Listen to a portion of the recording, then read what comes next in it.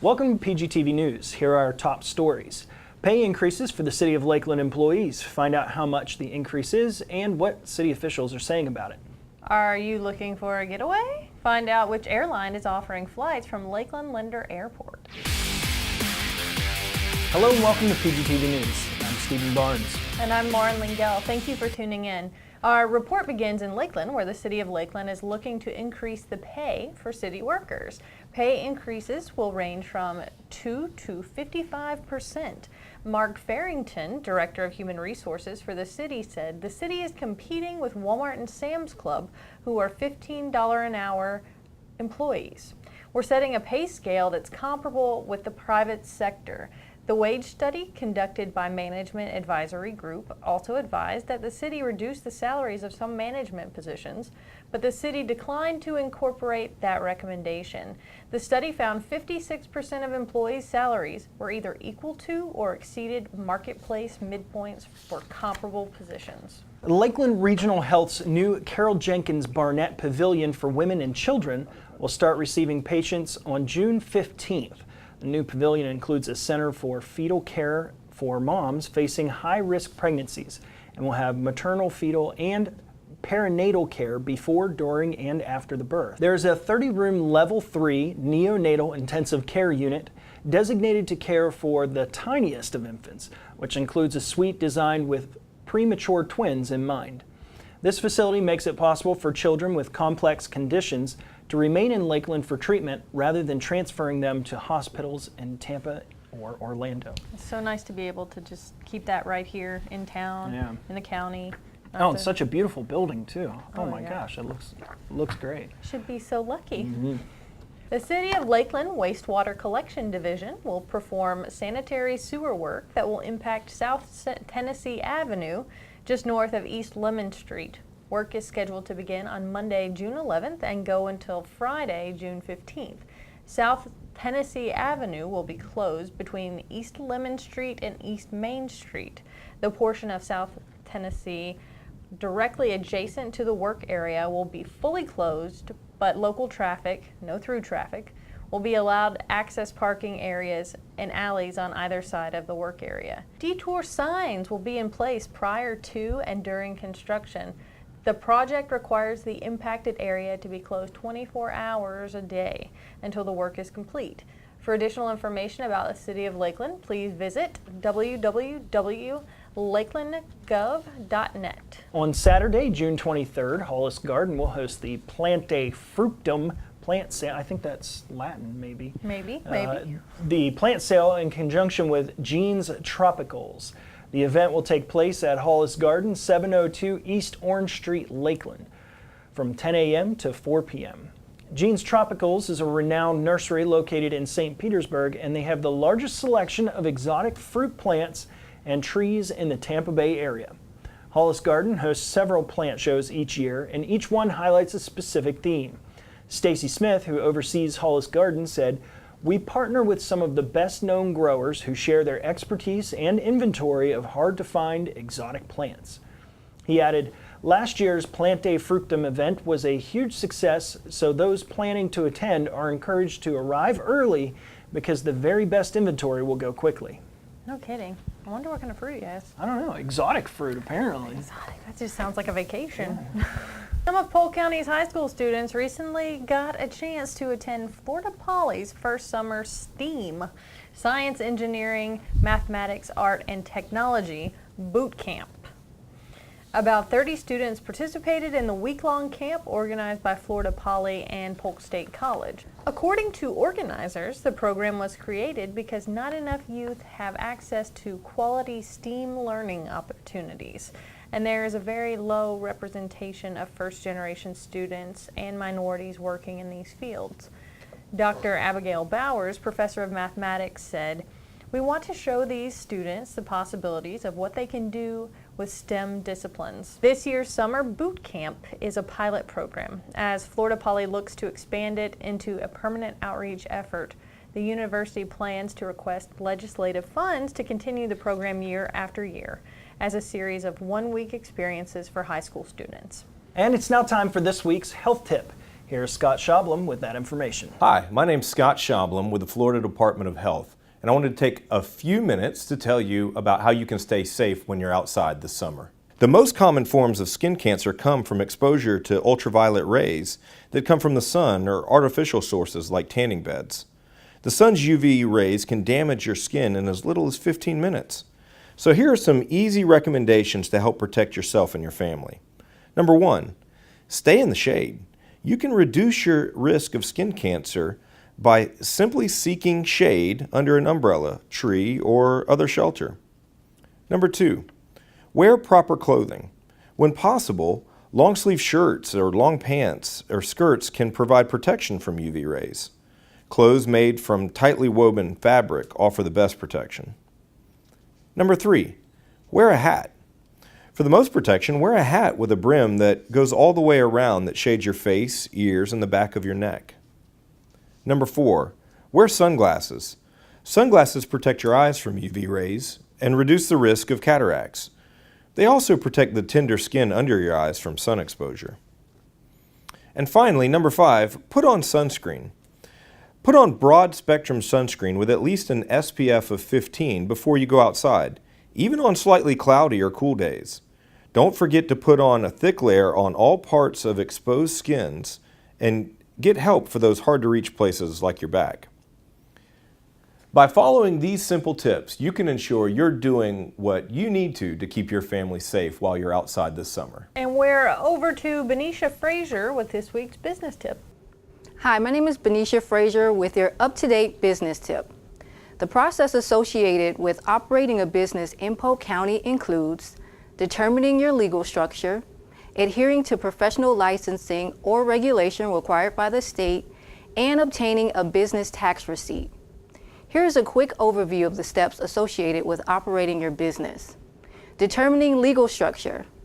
Due to legal and tax implications, you must determine an operational structure when starting your business. The most common forms of businesses are sole proprietorship, partnership, limited liability company or LLC, corporation, S-corporation, and nonprofit. If you will be doing a business as another name other than corporation, LLC, partnership, or your personal name, that name will need to be filed with the Division of Corporations. This name is known as your fictitious name, DBA, doing business as, or trade name. Name and register your business and professional licensing and regulation. To ensure the safety and wellness of the public, certain services require professional licensing and regulation. Businesses incorporated in Florida are required to register their name with the Florida Division of Corporations. Businesses that require special professional licensing, such as veterinarians and real estate agents, must register with the Department of Business and Professional Regulation. And all food establishments, which are regulated by the Florida Department of Agriculture and Consumer Services, are required to have an initial inspection and a food permit to operate. Obtain your EIN/tax ID number. In order to move forward with registering your business with the city and/or county, you must have your EIN number.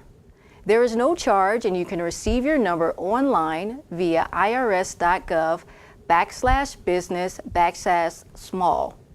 Keep in mind that you are also required to have an EIN when setting up your business banking account. Obtaining a business tax receipt. Individuals and firms seeking to do business in Polk County are required to obtain a county local business tax receipt prior to operating their business. If your business is located within city limits, you will also be subject to the business license requirements imposed by that city. Remember, the Polk County Community and Small Business Assistance Center is here to help small businesses succeed. Don't forget to visit our webpage at www.polk-county.net and select Community and Small Business Assistance, or feel free to call our office at 863-534-5915. Well, we've got to take a quick break now, but put that remote down, because when we return, we'll tell you about Legacy Airways and their plan to get people to do daycations to destinations like Key West.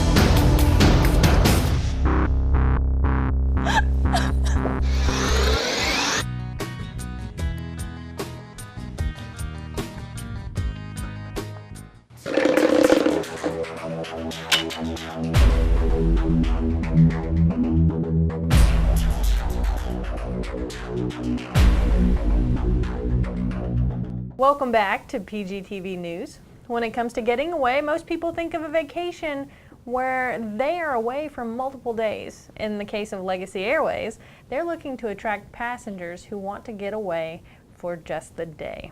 In January of this last year, we put Saab 340Bs, 30 passengers, 2 pilots, 1 flight attendant on the certificate. Legacy Airways' main job is charter. It's a 135 charter company, and their biggest customers are sports teams from middle of August to the end of March the 31st. They carry sports teams, college sports teams. That's all we do. So the planes sit from March 31st till August 1st. So we got together with another group, a travel agency, that put together some tours to Key West. We partnered up with them. Was a contract in between the charter company and Legacy Airways. Legacy Flights now books the people, puts them together, and we will take them down for a day. We call them daycations. The reason that Legacy Flights is so wonderful is that it is affordable. You have great parking and easy access to parking and free parking with Lakeland Lender. And then it is personable. You come in, you meet the staff, you get to talk to people. You're not having to deal with all those overpopulated places like Tampa and Orlando. And then it's convenient because it's right here in Lakeland, and Lakeland is kind of the center hub of Polk County, and it's pretty easy to get to. If you'd like to book with us, you can go to www.flylegacyflights.com and click the Book Now button, or check us out on Facebook at Legacy Flights. And it's now time for sports. Coach Neal is not available today, so we'll deliver the sports report in his honor. The Lakeland Tropics was back in action against IMG Academy, where they took over sole possession of first place in the USL Premier Development League's Southeastern Division by defeating IMG Academy Bradenton 3-1 Saturday night at Bryant Stadium. Juan Dejara had 2 goals in the first half. He has 4 goals now in the Tropics' last 3 games, as Lakeland improved to 4-0-1.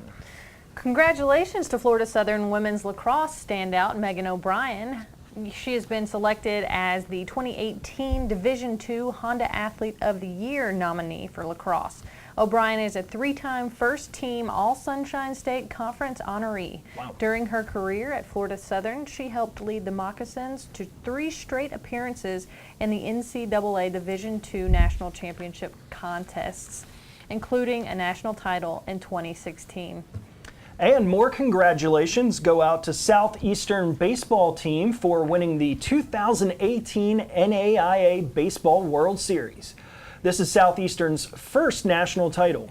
They defeated number 7 Freed Hardman from Tennessee 6-3. Manuel Mesa was named the most valuable player of the World Series, leading the tournament in hits with 13, runs scored 8, doubles 6, and total bases 21.